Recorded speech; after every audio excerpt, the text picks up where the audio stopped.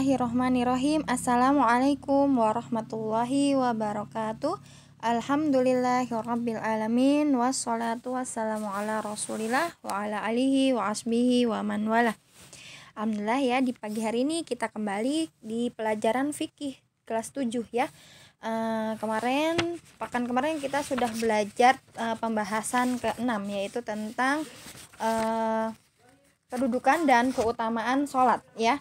Sekarang kita akan belajar tentang pembahasan ke-7, yaitu adab-adab berjalan ke masjid dan tata cara sholat ya. Di sini ada dari Malik bin Al-Huwairis radhiyallahu anha berkata, telah bersabda Rasulullah SAW, yang artinya, sholatlah kalian sebagaimana kalian melihat aku sholat ya. Sholu kama ro'aitumuni usolli ya. Sholatlah kalian sebagaimana kalian melihat aku mengerjakan sholat, dari hadis riwayat Bukhari nomor 631. Nah, nanti kita akan belajar dulu tentang adab-adab berjalan ke masjid ya, di pelajaran ke-12. Silahkan dibuka buku kalian di halaman 80 ya, di halaman 80. Nah, di sini ya, aku mendengar muazin mengumandangkan azan dengan suara yang keras dan sungguh seluruh penjuru dipenuhi dengan takbir untuk Allah ya. Ini ya, untuk Allah pemilik alam semesta. Nah, maka aku pun menirukan lafaz-lafaz yang agung bersama muadzin sebagai pelaksanaan terhadap perintah Nabi dan kekasih kita, yaitu Nabi Muhammad SAW, yang mengatakan idza sami'tumul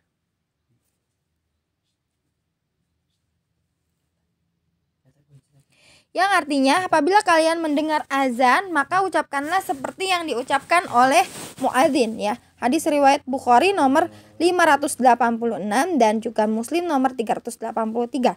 Setelah selesai dari azan, aku membaca zikir yang diperintahkan, lalu aku berwudu. Apa yang akan dilakukan setelah itu? Nah, itu ya tadi ya, setelah selesai azan, kita harus membaca doa ya, atau membaca zikir ya. Dan juga melakukan wudu ya, karena syarat sahnya sholat adalah berwudu ya. Setelah itu apa? Ya pastinya sholat ya. Nah, keutamaan berjalan ke masjid dan menunggu sholat ya. Aku menyebutkan dari nas-nas berikut tentang keutamaan berjalan ke masjid dan keutamaan menunggu sholat. Nah, nasnya atau dalilnya di sini adalah dari Abu Hurairah radhiyallahu anhu, bahwa Nabi SAW bersabda, man tatahhara fi baitihi summa mado ila baitin min buyutillahi liyaqdiya faridotan min faraidillah ya, kanat khutwatahu ihdaha tahutta hadhi'atu wal akhra tarfa'u darajah ya. Itu ya, silahkan nanti bisa diharokati sendiri ya. Yang artinya, barang siapa bersuci di rumahnya kemudian berangkat menuju salah satu dari rumah Allah, yaitu masjid ya, untuk menunaikan salah satu dari kewajiban Allah, maka setiap satu langkahnya menghapus dosa dan langkah yang lain mengangkat derajat. Hadis riwayat Muslim nomor 666. Nah, di situ ya kesimpulan keutamaannya berjalan ke masjid, yaitu yang pertama ditinggikan derajatnya ya. Silahkan sambil ditulis ya. Yang pertama adalah ditinggikan derajatnya ya. Bentar, saya ikutan tulis ini ya.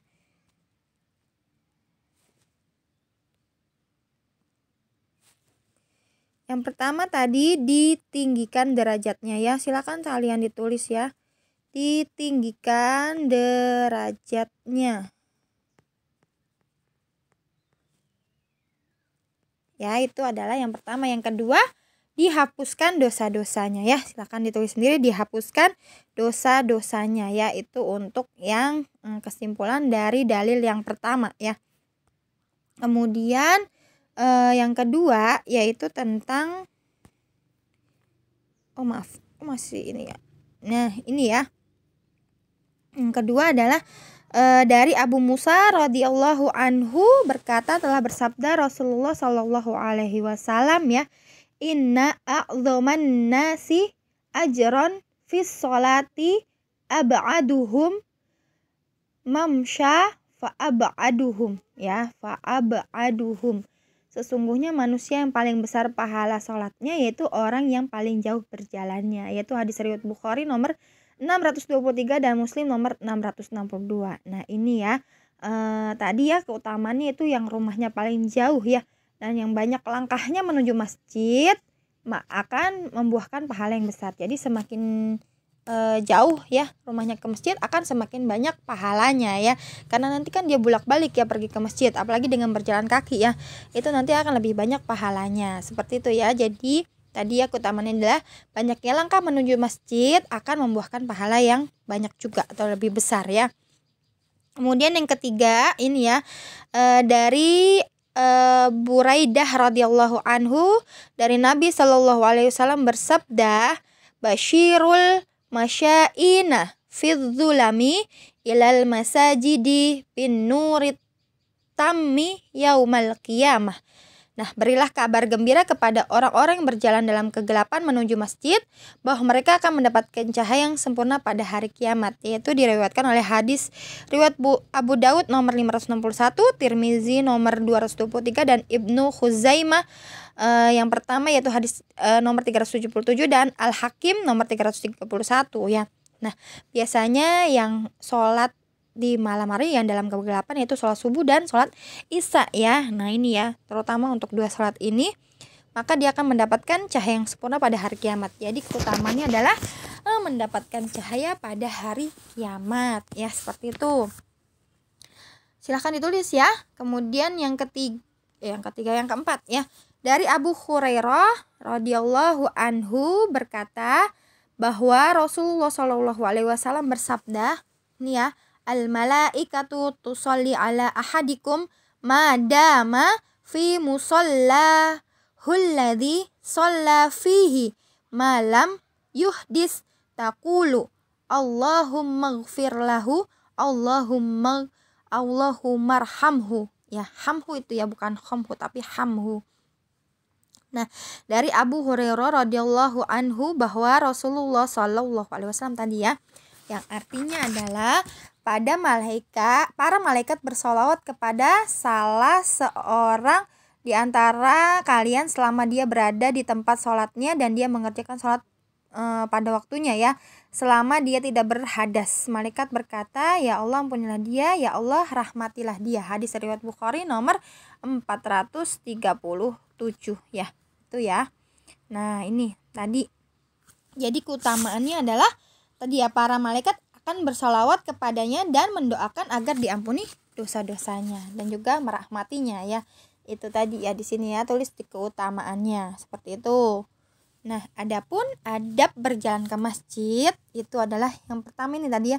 Salat adalah ibadah yang sangat agung di mana seorang muslim menghadap Allah Ta'ala dengan hati dan badannya. Maka selayaknya dia melakukan persiapan-persiapan sebelumnya dengan mempersiapkan jiwa dan fisiknya agar dapat berkonsentrasi dan dapat melaksanakan sholat dengan benar. Oleh karena itu disyariatkan perkara-perkara berikut ketika seorang keluar menuju sholat. Di antaranya yaitu yang pertama ya, sini harusnya nasnya ya, ini ya kebalik ya, harusnya yang ini ada di kotak nas, tapi nggak apa-apa, nanti kalian tulis aja ya. Dari Utsman bin Affan radhiyallahu anhu berkata, aku mendengar Rasulullah Shallallahu alaihi wasallam bersabda, yang artinya barang siapa yang berwudu untuk sholat lalu dia menyempurnakan wudunya, kemudian dia berjalan ke masjid untuk mengerjakan sholat yang wajib, lalu dia mengerjakan sholat bersama manusia atau bersama jamaah atau di masjid, maka Allah mengampuni semua dosa-dosanya. Hadis riwayat Muslim nomor 232. Nah, jadi adabnya yang pertama dalam menuju masjid adalah pergi dalam keadaan berwudu dari rumah ya. Tulis di sini ya, pergi dalam keadaan berwudu dari rumah ya. Untuk yang pertama adabnya ya ketika ke masjid. Kemudian yang kedua dari Abu Hurairah radhiyallahu anhu bahwa Rasulullah Shallallahu alaihi wasallam bersabda, lau ya'lamun nasu ma fin nida'i was-sofi al-awwali summa la yajidu ila ayyastahimu alaihi lastahamu walau ya'lamuna ma fil tahjiri la satu yusfiku ilaih ya. Nah, seandainya manusia mengetahui apa yang ada pada azan dan shaf pertama, kemudian mereka tidak mendapatkan kecuali dengan mengundi, pasti mereka akan mengundinya. Dan seandainya mereka mengetahui apa yang ada pada tahzir, pasti mereka akan berlomba. Ya, hadis riwayat Bukhari nomor 590 dan Muslim nomor 437 ya.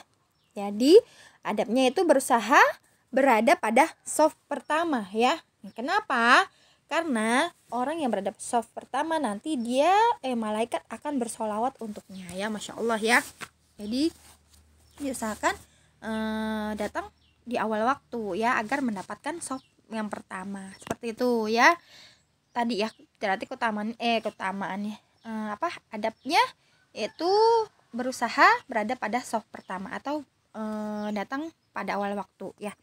Kemudian yang ketiga dari Abdullah bin Abbas radhiyallahu anhu bahwa Rasulullah SAW keluar menuju sholat dengan mengucapkan Allahumma ja'ala fi qalbi nuran wa fi lisani nuran wa ja'al fi sam'i nuran wa ja'al fi basari nuran wa ja'al min khalfi nuran wa min umami nuran wa ja'al min fauki nuran wa min tahti nuran Allahumma a'tani nuran ya. Ya Allah, jadikan dalam hatiku cahaya dan dalam lisanku cahaya dan dalam pendengaranku cahaya dan dalam penglihatanku cahaya, dan jadikan dari arah belakangku cahaya dan dari arah depanku cahaya dan dari atasku cahaya dan dari bawahku cahaya. Ya Allah, berikan kepadaku cahaya. Hadis riwayat Muslim nomor 763. Nah, jadi ketika ini ya, adabnya itu membaca doa ketika menuju masjid. Doanya seperti tadi ini ya, yang Rasulullah SAW membaca ya, Allahumma ja'alni fi qalbi nuran. Itu ya, jadi Rasulullah itu meminta petunjuk ya atau cahaya kepada Allah ya, untuk semuanya ada di sini tadi ya, lisannya, pendengarannya, penglihatannya ya, dan lain sebagainya, seperti itu ya. Itu ya tadi adabnya ya, membaca doa ketika menuju masjid ya, doa yang diajarkan oleh Rasulullah tadi. Kemudian yang keempat dari Abu Hurairah radhiyallahu anhu berkata, telah bersabda Rasulullah sallallahu alaihi wasallam, idza sami'tumul iqamata famshu ilas sholati wa alaikum bis sakinati wal waqari wa la tusri'u fama adraktum fasallu wa ma fatakum fa'atimmu ya. Nah, apabila kalian telah mendengar iqamah, berjalanlah untuk melaksanakan sholat dengan tenang dan berwibawa, dan jangan kalian tergesa-gesa. Apa yang kalian dapatkan dari sholat, maka sholatlah, dan apa yang kalian terluput darinya, maka sempurnakanlah. Hadis riwayat Bukhari nomor 636 dan Muslim nomor 602. Nah, jadi adabnya tulis ya di sampingnya ya, yaitu jalan dengan tenang dan tidak tergesa-gesa walau kalian sedang telat ke masjidnya ya. Tidak boleh terburu-buru ya, apalagi sampai berlari-lari ya. Jadi berjalan dengan tenang dan tidak tergesa-gesa, itu ya adabnya ya. Kemudian yang kelima dari Ka'ab bin Ujrah radhiyallahu anhu bahwa Rasulullah SAW bersabda, apabila salah seorang dari kalian berwudu, lalu dia membaguskan wudunya, kemudian dia keluar dengan sengaja menuju masjid dengan tidak menyilangkan jari-jari kedua tangannya, maka sesungguhnya dia dianggap mengerjakan sholat. Hadis riwayat Abu Daud nomor 562. Nah, jadi adabnya itu tidak boleh menyilangkan jari-jari ya ketika berangkat dari rumah menuju masjid hingga sholatnya dilaksanakan. Yaitu ya adabnya.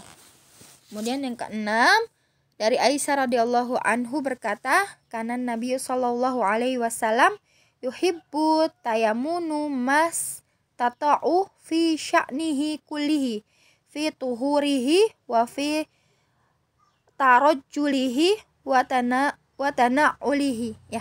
Nah, itu ya. Di situ silahkan dibaca ya artinya. Kemudian ditulis adabnya, yaitu mendahulukan kaki kanan ketika masuk ke dalam masjid ya. Mendahulukan kaki kanan ketika masuk ke dalam masjid, karena Rasulullah itu senang ya mendahulukan yang kanan untuk sesuatu yang baik ya, seperti masuk ke dalam masjid, kemudian menyisir rambut, dalam berwudu, dan juga dalam memakai sendal ya, seperti itu. Kemudian yang ketujuh dari Abu Humaid atau Abu Usaid radhiyallahu anhu berkata, telah bersabda Rasulullah SAW, idza dakhala ahadukumul masjida falyaqul Allahumma tahli abwaaba rahmatik wa idza kharaja falyaqul kuli Allahumma ini as'aluka min fadlik. Ya, itu ya. Itu adalah berdoa ketika masuk masjid ya. Doanya seperti itu ya, Allahumma ftahli. Silakan dihafalkan ya. Kalau bisa setiap masuk masjid kita harus berdoa seperti yang diajarkan oleh Rasulullah SAW ya. Kemudian tadi ya yang ke-6 sudah, yang ke-7 juga sudah. Kemudian ini ya, adab menunggu sholat. Yang pertama yaitu mengerjakan sholat sunnah tahiyatul masjid 2 rakaat ya. Di sini silakan ditulis ya. Nah, di sini tempatnya, ya. Kemudian yang kedua tidak menyilangkan jari-jari ketika menunggu sholat ya. Kemudian yang ketiga menyibukkan diri dengan zikir dan doa atau membaca Al-Quran ketika menunggu sholat tanpa mengganggu orang lain yang mengerjakan sholat ya. Seperti itu ya. Silahkan kalian lengkapi tadi ya tabel-tabelnya ya. Kalau belum jelas diulangin lagi aja ya. Insya Allah sudah Ustadzah berikan semua ya. Tadi adab-adabnya ya, seperti itu. Kemudian untuk latihannya silahkan kalian kerjakan tabel ini, adab yang dijaga pelaksanaannya tadi ya sudah Ustazah jelaskan. Kemudian biasanya kesalahan apa yang terjadi pada adab ini ya, seperti itu ya, di halaman 86. Nanti difotokan dikirim ke Japri ke nomor Ustazah ya. Sampai sini dulu pelajaran fikih hari ini, semoga bisa dimengerti. Jika ada yang belum paham silahkan ditanyakan ke Ustazah ya. Barakallahu fikuna, semoga Allah berikan kemudahan kepada kita semua dalam menuntut ilmu ya. Ustazah akhiri dengan baca hamdalah. Alhamdulillahirabbil alamin. Assalamualaikum warahmatullahi wabarakatuh.